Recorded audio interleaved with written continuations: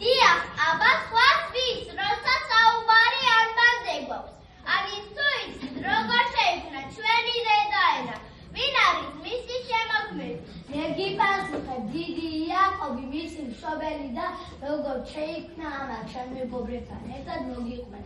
ერთ მზიან საღამოს თურმე წენ კაცი იაკობი ფანჯარაში იცქირებოდა. ისეთი საამო დღე იყო, სახლში ღურმა ვეღარ გაუძლო და გარეთ გამოვიდა. დელოზე ბავშვები თამაშობდნენ. იაკობი ჩამოშდა და დაუწყო ჩქერა მათ სიცერკეს. ერთი ბატა გოგონა აქის ფოთხრა და იების კონი თხეში იაკობთან მირბი.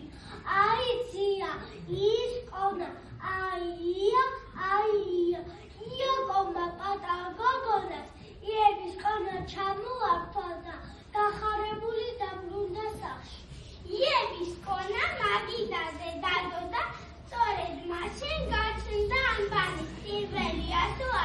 შემდეგ მას მოჰყვა მეორე, მესამე და 100 ამოიქცა წიგნები ქუსლებზე 33 ასო.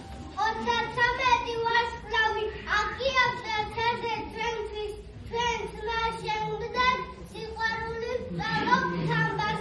ისინი გვირათებენ გზას წიგნის სამყაროში, მიგვიძღებენ ზღაპრებსა და მოთხრობებში, გვაყვარებენ უცნობ საყვარელ გმირებს. გვასწავლიან სიკეთეს, სიყვარულს, მაძლიერებას, მეგობრობას და ეს ყველაფერი ჩვენი ძვირფასი ანბანის დამსახურებაა, რომელსაც გამკვლევია ამ დიდ საქმეში, რომელსაც კარიბჭეებზე მცველა ზადგას, ნასპურცველა გადაფულის ყვავილია, როგორც სიკეთის, სილამაზის სიმბოლო.